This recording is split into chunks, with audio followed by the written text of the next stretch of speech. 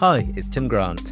And Nicci MacLeod from the Writing Wrongs podcast. This episode contains descriptions of rape and an accusation of a false rape allegation. We'll be exploring the prosecution and trial of a woman accused of making up false allegations of gang rape, which some listeners may find distressing. Our discussion will, as always, include an in-depth analysis of how forensic linguistic techniques played a role in unravelling the truth behind these allegations. We hope you enjoy the show. Writing Wrongs, an original podcast series from the Aston Institute for Forensic Linguistics, Series 1, Episode 7, They Said, She Said, the Ayia Napa rape case. Hello, and welcome to Writing Wrongs, the podcast from AIFL, the Aston Institute for Forensic Linguistics at Aston University. We're all about improving the delivery of justice through the analysis of language. I'm Professor Tim Grant. And I'm Dr. Nicci MacLeod, Deputy Director of AIFL. Today we've got another contemporary case. It's from 2020, so just 5 years ago. And as ever, this is one in which a forensic linguist was called upon to offer his expertise. And we've talked before about the purpose and the scope of FL, and every episode we sort of talk about how that week's case fits in. So where does this one fit? First of all, it's a pretty high-profile case. It attracted a lot of media in the UK and across Europe to some degree. In terms of the forensic linguistics, it was tackled as a sociolinguistic profiling case. So we're going to get into what that means and also why the linguist, Andrea Nini, who's joining us today, why the linguist chose to take on the case in using that kind of model. And there's an academic paper about this case. It's actually a book chapter in a book called Methodologies and Challenges in Forensic Linguistic Casework. Andrea Nini and Lisa Donlan are the authors on that paper, on that chapter, so people might be able to hunt that out. We've got one of the authors of that paper with us today. I'm going to let you do the introduction as he's one of your former PhD students. Yes, we're really delighted to welcome Dr. Andrea Nini, who's Senior Lecturer in Linguistics and English Language from the University of Manchester here in the UK, and he's also a practising forensic linguist, and he's done a number of cases. His PhD thesis, back when you were here at Aston, was in authorship profiling of malicious texts for forensic contexts. And I just want to say, I remember when you were doing your PhD and I drove you to my neighbourhood because you really needed older speakers, and I took you around to see my elderly neighbours to get them to give you writing samples for your PhD, and they refused to take the payment. They just absolutely refused. We were trying to pay them. So this is how you get a PhD from Aston University. We pull together as a team and find you the participants that you need of any demographic within, 10 miles of the Birmingham city centre. So that's great. So there's this thesis on profiling. I guess you've developed since then. It was part of the thesis, but maybe since then you've developed a particular interest in using computational analyses and corpus linguistic analyses to answer forensic linguistic questions. You've also got a really interesting book out on linguistic individuality. So we've mentioned the term idiolect once or twice. That's a version of linguistic individuality. So a wide breadth of things. You've also done some historic cases, part of a team that looked at the Bixby letter, a famous American authorship case, and also have examined the Jack the Ripper letters. So you've got a broad spectrum of cases, sort of contemporary cases that actually might end up in the forensic system, and also historic interest. So welcome to our podcast, Andrea. Thanks for inviting me. It's great to be here. It's great to have you here, Andrea. We'll listen and hear all the details of the specific case that you're here to talk about in just a bit. But wanted to start off really by just kind of asking about your work more generally. So maybe you could just give us an idea, what type of cases do you get involved in and what sort of stage? Are you investigative? Do you go to court? Is it a mixture? So I tend to be involved in authorship analysis cases. So cases where there's a text of disputed authorship, and the question is whether typically there is a candidate author, someone who could have written this text. What I do is an analysis of the language to express a likelihood that this person wrote this text. In my introduction, I said that you were interested in computational approaches and in corpus approaches. Can you just talk a little bit about that? How does that work? Especially when there's a lot of data involved, so a lot of text that has to be analyzed. So I tend to use computer processing tools to analyze this text. I also tend to use corpora, which basically means just collections of text that form a sort of reference,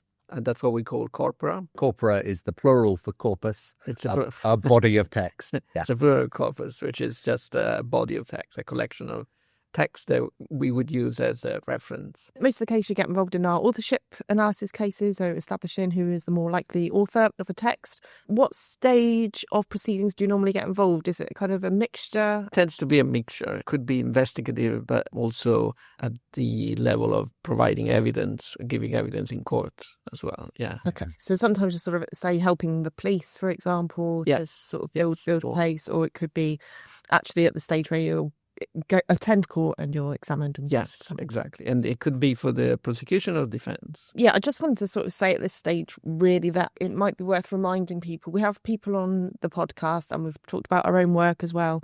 And we wouldn't want to give the impression that this is what we do all the time, that this is our main job. And I thought it might just be worth reminding people at this point that for those of us who do casework, it's not the day job.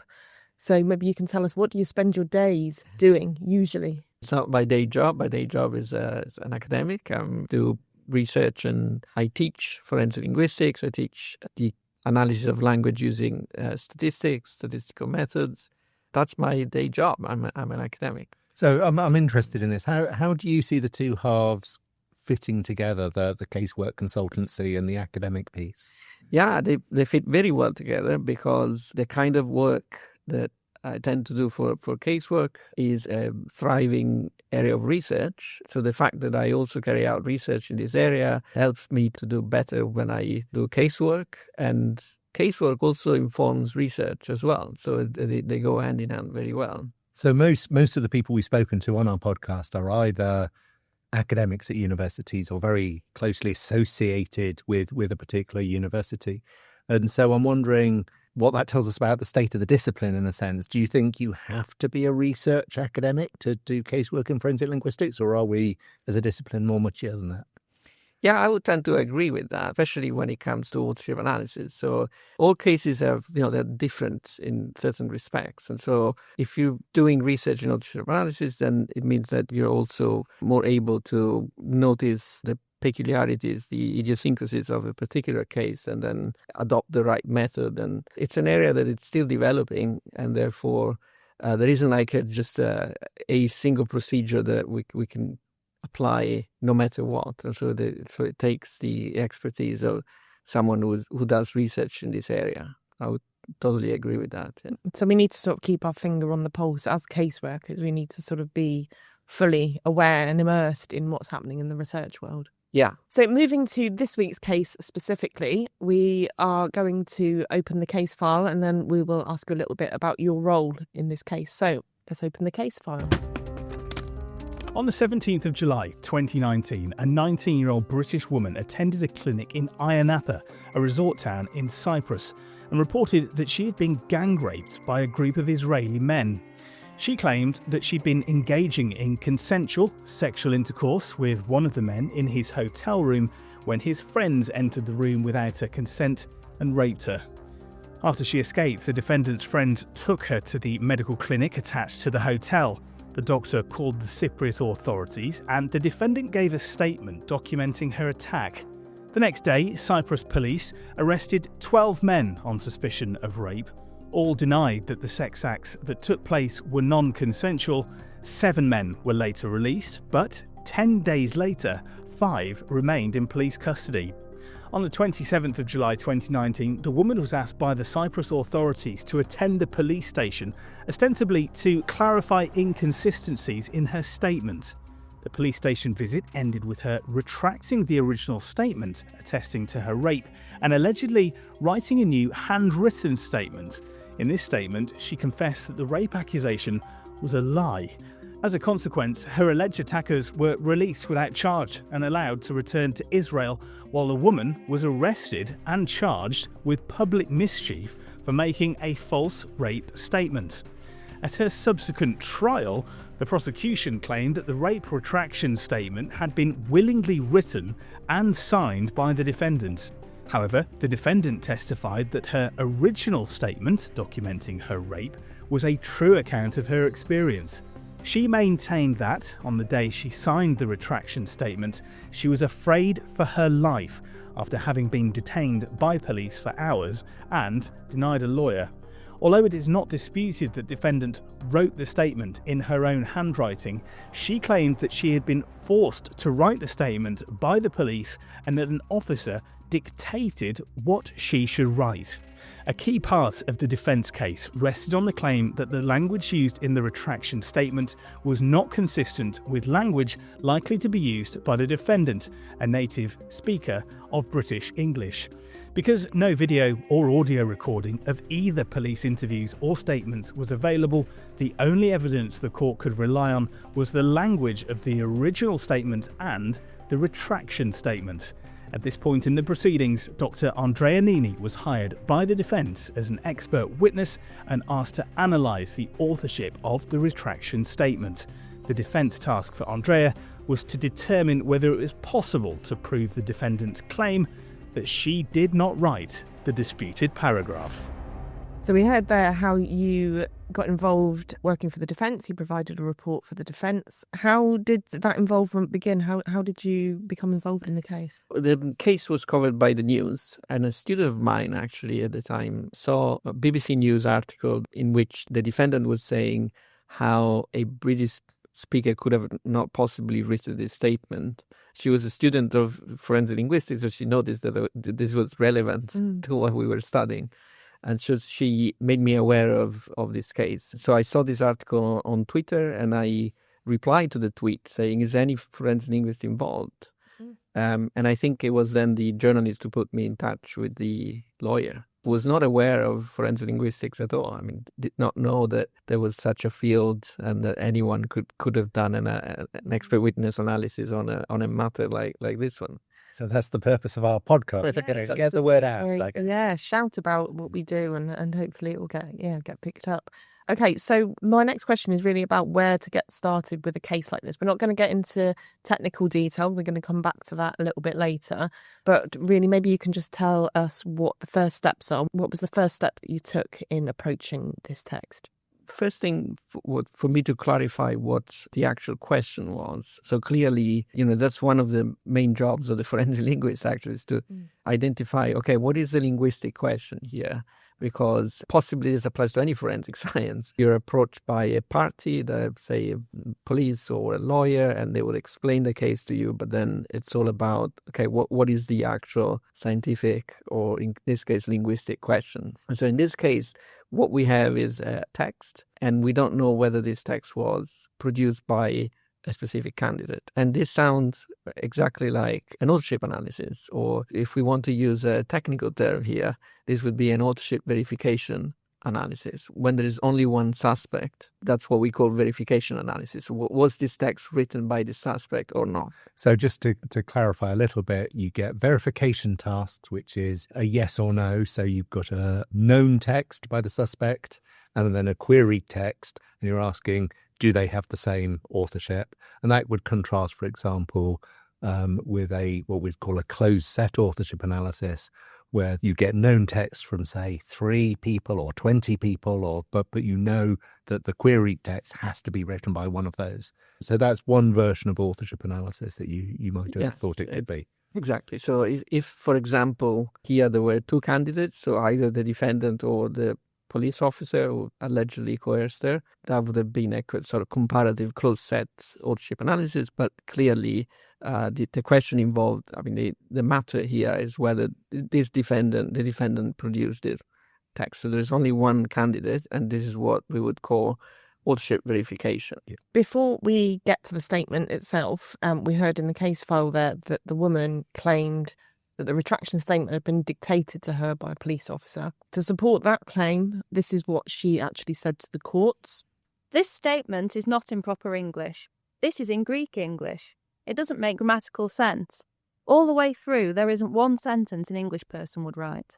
So this is the assertion by the defendant. And just to be clear, because she is being prosecuted for public mischief. So she's been sort of accused of making a false allegation, and against the law, that's the actual charge that she was being faced with, creating a public mischief.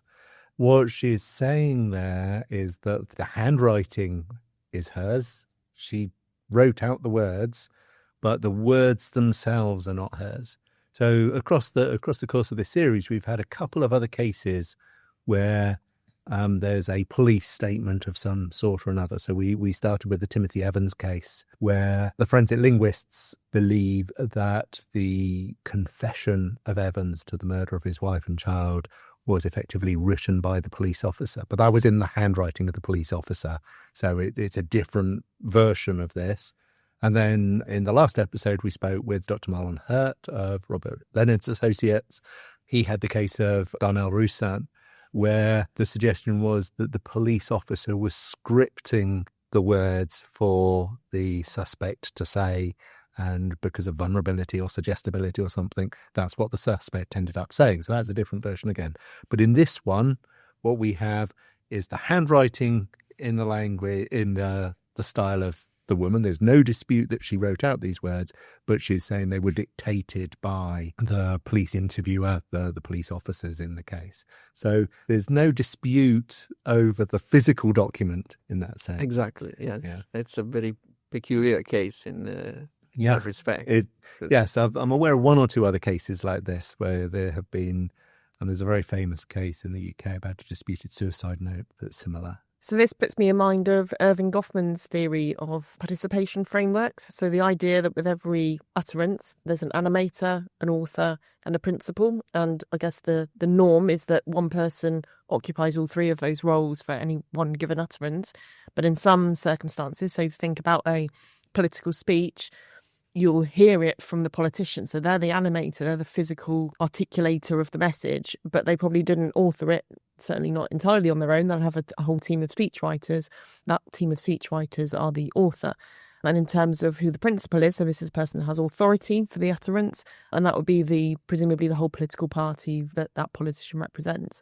So those three kind of roles, and they, like I say, are usually occupied by the same person, but in some cases, such as in this case that we're looking at, she was the animator in that she physically produced the writing and produced that statement, but the argument that she's making is that she was not the author. That's right, yeah. And in a good statement, so there's no excuse for that in any good witness statement, you'd expect those three roles of animator and author and principal to be in the one person, but this is the assertion. Yes, and the statement itself explicitly says this is my own words and there's no coercion, not in this way. I can't remember the exact formulation, but that's what the statement says. So this is not supposed to happen. We're going to come back to that in a second. So that part of the statement that was actually contested was just the second paragraph, but there were other kind of boilerplate, i.e. fixed wording sections that said things like this has not been coerced and this is my own words and those kinds of things.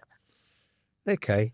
So you've talked about this being a verification task. Did you formulate sort of specific hypotheses around that you asked in this case? Yeah, so we have two hypotheses, right? So we have the hypothesis of the prosecution, which is that this statement was produced without any sort of interference by the defendant. So not just handwriting, but crafting the entire statement in terms of putting the words together. What the defense is arguing is that despite the fact that this was handwritten by the defendant, it was dictated to her, and that therefore the way that it was composed, so the way that the words were put together, the selection of words, was not done by her. So it was done by presumably a police officer who was in the room, who spoke English as a second language. So first language would be Greek. So there's a difference between, so I'm going to use the word idiolect again, which we've come to before in this podcast. So there's a difference between the idiolect of this English woman and the idiolect of the police officer. And what that means is that they have individual differences in their language styles. So the idiolect is my own personal version of language, and they will differ. Yeah, absolutely. So you would expect that the way that a statement of this kind made by a Greek police officer would be quite different in terms of the selection of words and the way these words are put together than what a British teenager would do. And those kinds of differences is what we want to detect in order to see which one of these two hypotheses is more likely. Okay, so we're actually going to hear the disputed paragraph in a second. So as we mentioned before, there were other paragraphs that weren't disputed, but these were just sort of quite formulaic statements that had been translated into English So one stating the details of the person giving the statement, the fact they were doing this without any coercion, and then the final paragraph, which was saying everything I've said above is true, basically. So the part of the statement that was disputed was this second paragraph. So police claiming that this was the words of the woman, who now, of course, is the defendant for this public mischief prosecution. She claimed it was the words of the police. So first and second paragraphs were dictated, and there's no argument about that. The police didn't contest that. That's absolutely fine. The bit that was disputed is this section coming up now. The report I did on the 17th of July 2019 that I was raped at Ayia Napa was not the truth. The truth is that I wasn't raped, and everything that happened in that apartment was with my consent.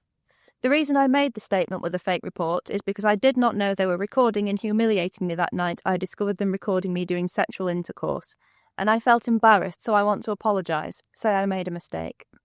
Okay, so we've heard that crucial bit of the statement. It's not very long, and you've already said that this could be addressed as a classic authorship verification task. But in fact, as we'll hear, you took it on as a profiling task.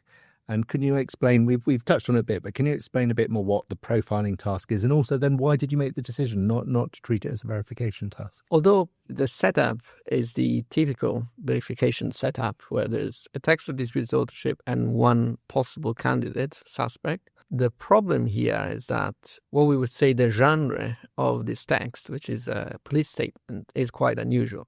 So in order to treat this as a normal verification case, what we would need is more statements written of the same kind written by the defendant, which we clearly don't have because it's a very unusual text. You have one. You have the original. That's not enough. Is it a question of quantity, maybe? We would need to have more statements written by the defendant that are undisputed. And within this same register? Within the same register or genre. Yeah. So that's why it would be very hard and not advisable to treat this actually as a verification case because we simply don't have enough data to do that, to do this kind of analysis. So you used the word genre there and I used the word register. And these are both slightly technical terms for the sort of the discourse type, the text type that we're talking about. So I understand why you chose not to do the verification task. So can you tell us a bit more about what you mean by the profiling task? So in this case, if there is no comparison material, then and there is a disputed text, what forensic linguists would do in this case is to do a profiling. So they would try to profile the author of the disputed text, which means looking at the language that is used in this text and see whether there is anything that can point to, say, demographics or the profession or perhaps the first language of the person who wrote this text. Our listeners will be really familiar with the idea of psychological profiles. They're all over the media and all over TV series and so on and so forth. All the profilers I know hate the term and they'd prefer to be referred to as behavioural investigative advisors. But anyway, so can you just draw that distinction for us? When we're talking about, so you use the word linguistic profiling, I think just then, I quite often talk about sociolinguistic profiling, and obviously this was the subject of your PhD. So can you draw that distinction between maybe what a psychologist would do or a behavioural advisor would do and what we would do as a linguist? Yeah, thanks, Tim. That's a very important distinction to draw because when we hear profiling, that's the kind of profiling that we would think about would be psychological profiling or behavioral analysis. But the kind of profiling that linguists would do is quite different. So it wouldn't deal at all with psychology. So it's not the case that we would examine a text to say anything about the state of mind of the person writing this text or the personality of the person who wrote this text or their intentions, but simply just looking at things like the dialect that is being used, so the choice of words, the choice of grammatical constructions, and what they can say about where they grew up, so where they learned language, their gender, age, and of course also their first language in case they are writing in a second language. Right, so we're going to get into a little bit more detail around this method of linguistic profiling and how you kind of went about that. Your task is trying to establish if this writing is consistent with a 19-year-old British woman. So what's the first step in tackling that question? Yeah, so the first step is for profiling would be to examine very carefully the text and find whether there is anything that would jump out as being useful, as a useful feature that could point to clues regarding any of the factors that are being analyzed. So when you say linguistic constructions, what do you mean by that? Give me some examples. Yeah, so it could be a word, or it could be an idiom like break a leg, or it could be a very common fixed phrase like how are you, or it could be a grammatical construction. For example, if I say I give the jug to Tim, or I give Tim the jug, the choice of how you put the words together, that's what we would refer to as a grammatical construction or a grammatical choice.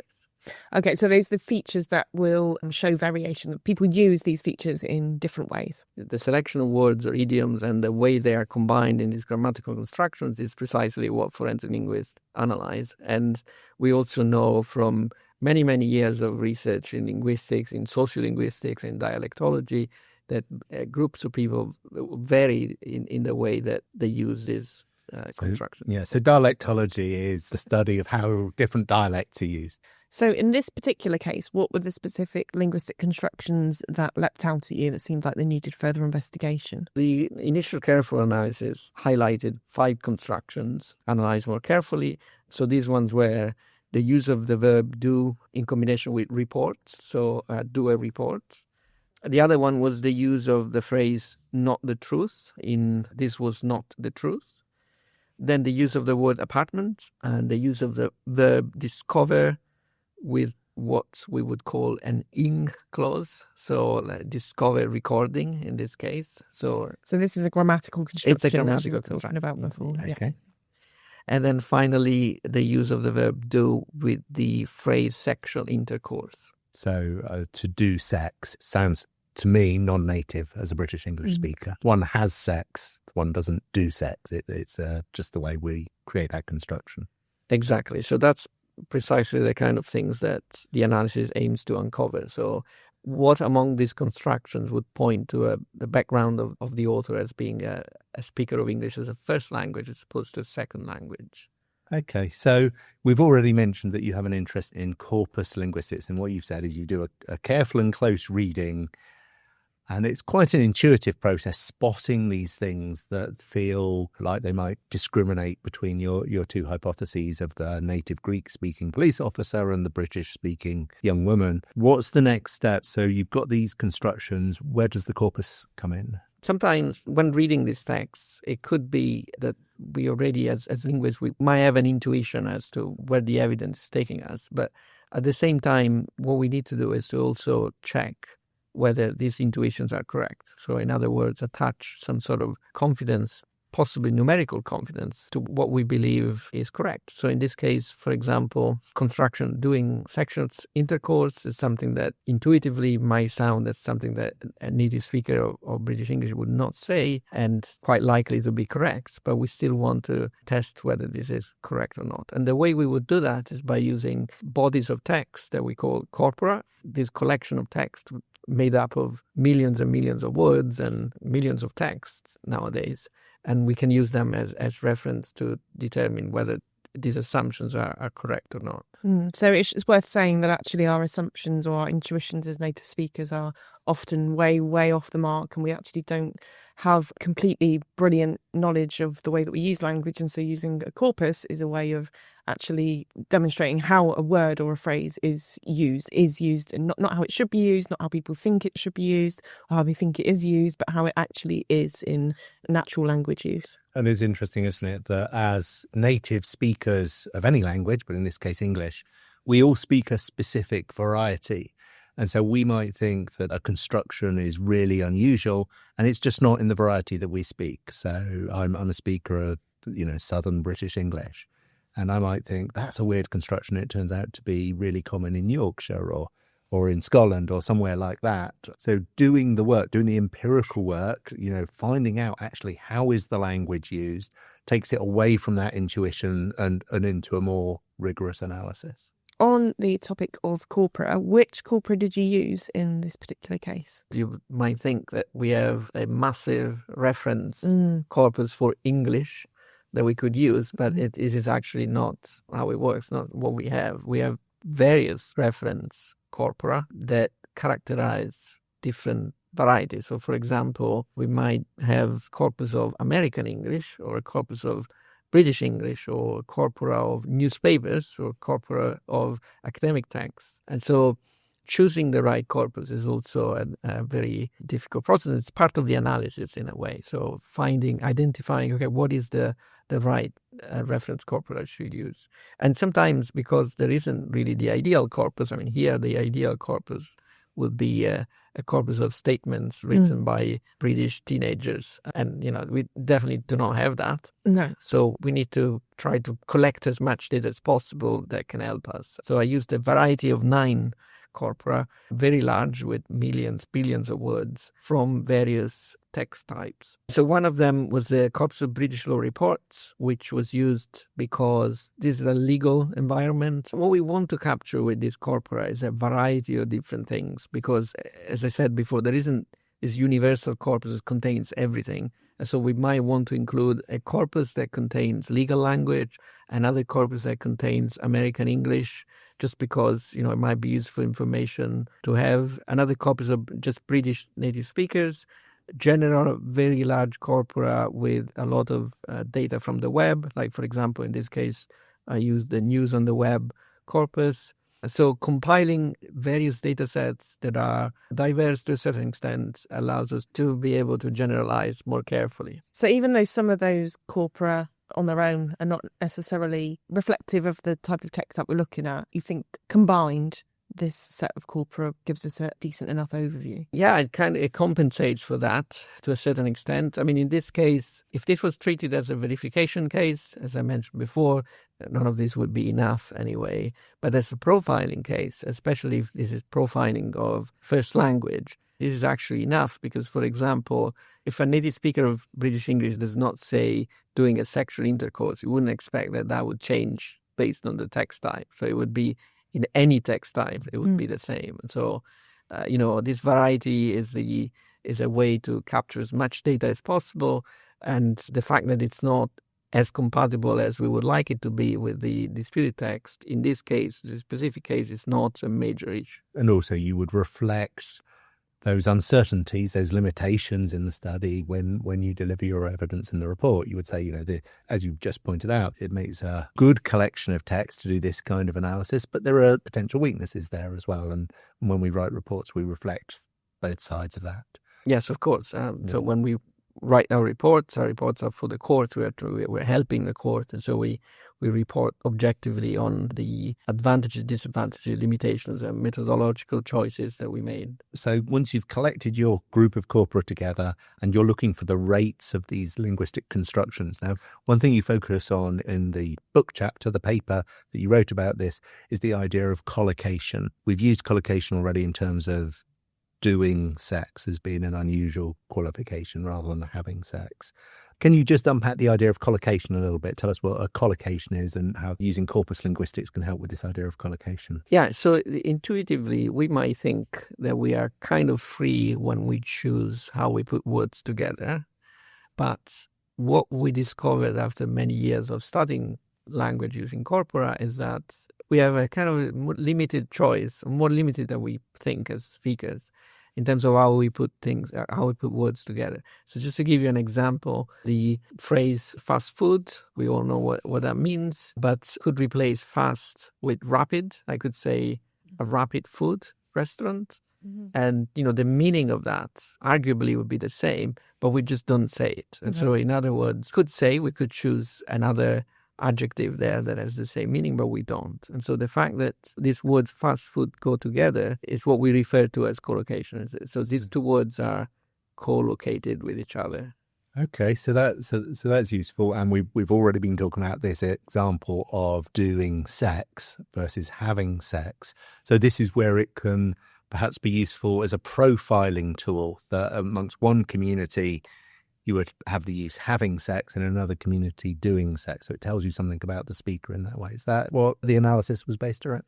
Yes, because collocation is the way that we acquire language. So we acquire language in this way. We learned the phrase fast food as a fixed phrase, and so we acquire it in this way. But if you're a speaker of a language that is your second language, and you might have studied that in school, and you might not have been exposed to these collocations, and so you're more likely that as a speaker of a language, as a second language, you would put words together in a way that a native speaker would not, and that's just because it's a different way that language is learned as a first language or a second language. In language lessons at school, we would have had our sort of vocabulary books, and we would have learned all of the vocabulary, and that would not necessarily equip us with the knowledge of how to put those items of vocabulary together in the same way as somebody who had acquired that language from birth would do. And also there's this idea of exposure deficit. So if you're learning a second language, you're not exposed again and again to these collocations. So from the vocabulary books, you might think that rapid and fast are a synonym one for the other, and one they can be used interchangeably because you've not had the exposure to fast food restaurants, and fast food being one of these fixed items. You might, if you're a non-native speaker, use rapid food meaning fast food, and that immediately marks you out as being non-native in that way. And depending on how precise the analysis is, there might be a particular language or language family where rapid food is the direct translation. It might help identify that perhaps was your first language or something like that.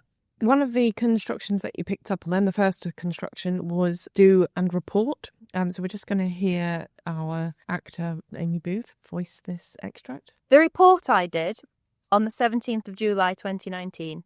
We heard there the use of the verb to do in the past tense, the report I did, collocating with a noun report, where we would perhaps expect a native speaker of English to say the report I made. But as we've already talked about, we don't rely on our hunches, on our intuitions as native speakers. They're notoriously unreliable. So how do we back up these hunches that we've got about this not being quite right? Yeah, so that's where corpora come in. So we have these collections of texts that we can look at. Okay, how many times do people say do a report? How many times do people say make a report? And we can look at the proportion of these counts to see which one is more likely. And we want to look at the use of the verb to do when report is the object of that verb. So doing a report in all kind of different tenses, or did a report, made a report, or doing a report, and perhaps even when report is plural. So we want to capture all of these differences.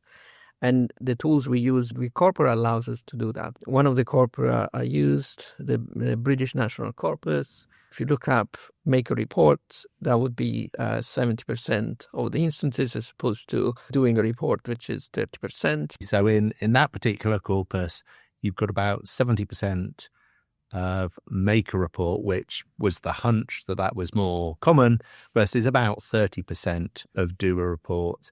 And you've said that you think the do is a bit of an overestimate, and that's related to other factors. But either way, it's a 2-to-1 or more than 2-to-1 difference. And so that this is indeed an unusual usage. Yeah, that's correct. So the next feature you looked at was another verb-noun collocation, which we're going to hear next. The report I did on the 17th of July 2019 that I was raped at Ayia Napa was not the truth. So she said there the report was not the truth. What would we usually expect instead? Yeah, so the other alternative would be the report was not true. Contrast here is between using a noun, so not the truth, or using the adjective not true. And then when we look at corpora, we see that option with the adjective is far more likely than the option with a noun. So we're talking about 98% in contrast to 2% of these kinds of rates. So even more extreme than the previous example. The next clip that we are going to hear it contains the next construction that you focused on. The truth is that I wasn't raped, and everything that happened in that apartment was with my consent. So you looked at the word apartment and you pointed out that the standard British English word is flat. What did the corpora have to say about this? What the corpus analysis shows is that in American English, the word apartment is far more likely than flat. So Americans tend not to say flat. So we're talking about 80% versus 20%. Whereas in British English, even though flat is more common, tends to be more likely, it is more like 60 to 40 with apartment. So In other words, we would expect perhaps a British speaker to say flat, but the evidence is not as striking as some of the other features. You've got this basket of features, but of all the features, this is perhaps the least convincing one, because particularly in a holiday context, you might expect people to talk about a hotel apartment or something like that. A holiday apartment. We even speak of apartment hotels, which are all quite common now in British English. So I'm wondering, just for this feature, whether it's a function of the corpora or whether, I think you've said it's 60-40, so you're not claiming it's a strong a feature, maybe. Yeah, it's actually likely that it's only in certain contexts that in British English you would say apartment as opposed to flat, and one of them could be holidays. What I saw in corpora, if I looked specifically at those instances that it was, so the text in the corpus was dealing with holidays, is that in isolation you do see flat as well. So, it could be a holiday apartment, but then when British speaker talk about it, they might still say flat anywhere. Okay. But it's definitely not a strong feature. But the one thing that is important to remind at this point is that the analysis is done in a way to capture everything that is potentially relevant, and then weighting each feature for how important it is also part of the process. And it's something that we would do only after we've done the corpus work. Then we would say, okay, is this then a useful feature or not? And in this case, it's clearly is not as important as other features. Okay, and that's important. There's the numbers, the raw numbers, but then there's the context of use and the interpretation, and that's where part of the expertise is, perhaps. Okay, so we've got a couple more clips to hear, and these are actually the same sentence of the statement, but it's different parts of our sentence that we're going to be interested in. So here's the first. I discovered them recording me doing sexual intercourse. Okay, so in this case, we're interested in the I discovered them recording me. As linguists, we'd describe this as an ing complement clause, so an ing complement clause, and in this case following the past tense of discover, and this was another of your baskets of features. What do the numbers look like on this? Why is this significant? Yeah, this feature is a great opportunity to get into the beautiful world of complement clauses in English. Way, we've been waiting for this for the whole episode. Right, so complement clauses in English, the most common probably is the one that starts with that. The thing about complement clauses is they come after a verb. So, for example, if I say, I think that it's raining, that it's raining is a complement clause. It's a that complement clause, and it comes after the verb think. There are other types of complement clauses. So, for example, the ing complement clause, or it could start with a to, like to go, could be a complement clause. The reason why it's a complicated area of English grammar is because different verbs tend to like different complement clauses. And so, for example, discover, the verb discover tends to like the that complement clause. So what speakers of English would say is discover that they were recording me in this case. So if you use the example from the statement. So what I looked at for this statement was precisely the selection between the that clause, so that they discovered that they were recording me, or the ing clause, which is in this statement, I discovered them recording me. And so when we look at the numbers, what we see is that the discover likes that clauses in English. And so what we would see that 99% of the times you find discover being followed by a that clause and not by an ing clause. So that creates another of these linguistic constructions that the native speaker would do differently than the non-native speaker or it adds to the weight of evidence that this isn't a native speaker text. In reality, discover can use an ing clause as well, but this is only when the discovery and the thing being discovered happen at the same time. Okay, so it's the past tense is important for this particular contrast. Exactly. But in this case, the discovery was clearly done after the fact. And so there's no reason whatsoever why this ing clause would be used by a native speaker of English. So let's move on then to the final linguistic construction that you focused on in this statement. So we're going to hear, it's the same sentence again, but it's a different part of that sentence that we're interested in. I discovered them recording me doing sexual intercourse. So we've talked about this one already, the collocation of do and sexual intercourse. We expect have, of course, as we've talked about already. What do the corpora say? Yeah, the corpus in this case confirms the intuition. So we are 100%, 99% for have sexual intercourse supposed to do in sexual intercourse. And again, it's a feature that is quite obvious in a way. So we would expect it to be this way, but we also want to check using real data. Yeah. So this is one of those occasions where our intuitions aren't so poor and they are actually supported by the corpora. Absolutely. So you've got these 5 features which we've just run through. And the point is that taken together, the 5 features, we've said that some may be stronger than others and some have questions about them. But taken together, what was the conclusion? State the conclusion that you've got all these 5 features, that the collocations or the structures are unusual for British English speakers. So what conclusion did you manage to draw?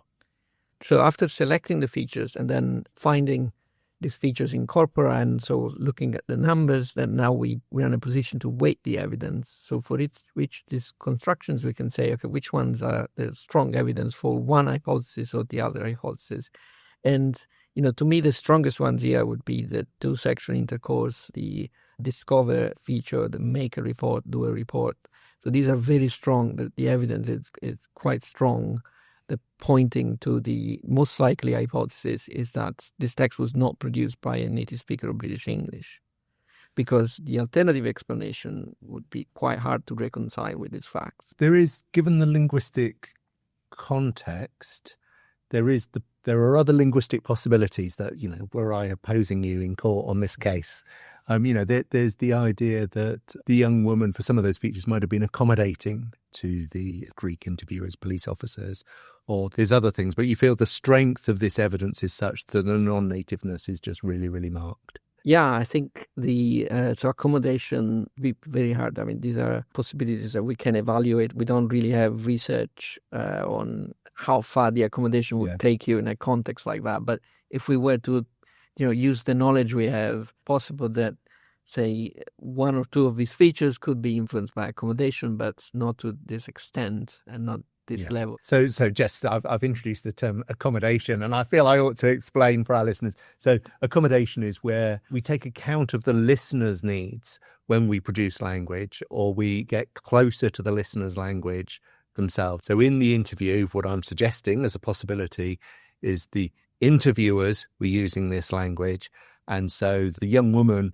reflected that back in their answers and in their written statement, and that could be part of the explanation because they were being surrounded by people using the term do sexual intercourse, and so in accommodating to that, they ended up writing down do sexual intercourse or something like that. But for you, that wasn't a strong enough possibility. Yeah, I mean, this accommodation is a very well-known effect, but to the extent of changing these very strong collocations, I tend to say that it's quite unlikely. Another thing I was asked in cross-examination, actually, when I presented this evidence, is that whether the defendant could have just produced that in order to fake being coerced. What I said is that it is also very unlikely because, for example, if we look at the discover plus the complement clause feature, in order to fake that feature, you would need to know what a complement clause is, and you would need to know what options you might have. And you have to have an in-depth knowledge of what the corpora say about... Well, you would have to know what the corpora say, and so, all this knowledge clearly was not... if you're going to attempt language disguise in this way, you better have a PhD in forensic linguistics. Is the long and the short of your answer. So you've got this basket of features, and you've said that 2 or 3 of the features are really strong. So the discover with the in complement clause, you say, is really strong, and the corpus backs you up. Why couldn't you have just rested on that? We want the process to be as objective as possible, right? So we go through the text and we identify all possible features that could be revealing, could be interesting, and that have to be examined. And then we want to examine all of them and then weight the evidence that each of them can contribute towards the final outcome. And so it's the process in a way that requires us to be as thorough as possible. We then weight the evidence at the end. So it's the process of analysis produced these 5 or 6 features, and although 1 or 2 are really, really strong, you're going to include the others because to not mention them would be poor expert witness work. You mentioned them all and weight them, and some is possible. You didn't in this case, but it's possible you would have found some features which were in the opposite direction, which were strong features for Britishness of the language or something like that. And in that case, you would have had to report those features too. Absolutely, Yeah. yes. Yeah. Okay, so we know this is a trial of the young woman for public mischief. What was the actual outcome of the case? I presented this evidence in court, but the judge ruled that despite the linguistic evidence, that she actually wrote this statement that was written by her. And then this was a voir dire trial. So it was a explain for us. trial in the trial. So there was a trial about who wrote this statement. And then after that was resolved, went back to the actual trial of whether there was public mischief or not. And she was found guilty of that as well. So there was other evidence, it was not linguistic, of course, that also had to do with the main trial. And she was found guilty of public mischief. There are other allegations, I believe, about the way that she was treated by the police. So beyond what we've been talking about here with her retraction or confession, however you want to put it, she also had no access to a lawyer, as we heard earlier. Allegedly, the police threatened to arrest her friend if she didn't retract these allegations. As you said, she was convicted. She received a 4-month suspended sentence. She filed an appeal in 2021, so the year after. She won that appeal in January 2022, and her conviction was overturned by the Supreme Court in Cyprus. This obviously led to lots of calls for the men that she'd originally accused to face investigation, but that hasn't happened to date. And I think in many ways, like, the case is kind of reflective of what we already know about rape culture and about victims being punished and offenders going unpunished and so on. Obviously, your conclusions are only that this piece of language, casting doubt on her authorship and saying that there are more pointers towards it having been authored by a non-native speaker, and you wouldn't go beyond that, and you wouldn't say the police fabricated this retraction. But if that's the conclusion that we kind of come to, have you got any thoughts on why they would do that? Are they lazy? Did they just think it doesn't matter? Did they just want to kind of get this case off their desk?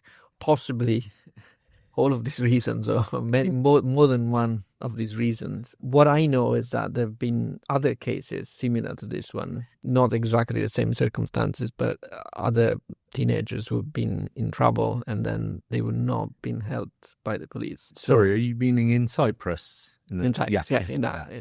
There are many reasons, and clearly it's a bigger issue, I think, that goes beyond this specifically. Yeah, so we're talking, generally across the podcast series, we're talking about, improving the delivery of justice through the analysis of language. And it seems to me what Nicci's just referred to about sort of rape culture and why women aren't believed with allegations of rape is a broader social justice issue. And I think it's great that your individual casework, focusing in on the tiny details of the language, our listeners have learned about complement clauses and the rest of it today, but it helps build the idea of this greater improvement for justice. The justice we're talking about isn't just the criminal justice in the trial maybe, but helps the arguments for a change in the culture around rape prosecution, because we know it's so hard to get a prosecution for rape in the British system, let alone around the world. Yeah. So the sort of wider social justice issues as well as the specifics. Yeah. Definitely. So thank you very much, Andrea. Thank you for coming in today to talk to us about this case and give us such a detailed insight into the workings of such an important case. It's been really great to hear from you. Thank you so much for inviting me. It's been great to be here. If you've got a question, remember you can email us at writingwrongs@aston.ac.uk. We'll answer your questions in our question and answer episode, which is in fact coming up next time and is the last episode of this series. If you've been affected by any of the themes in this week's episode, please consider contacting the resources in the episode description. This has been Writing Wrongs, an original podcast series from the Aston Institute for Forensic Linguistics at Aston University. We'll see you next time. Goodbye. Goodbye.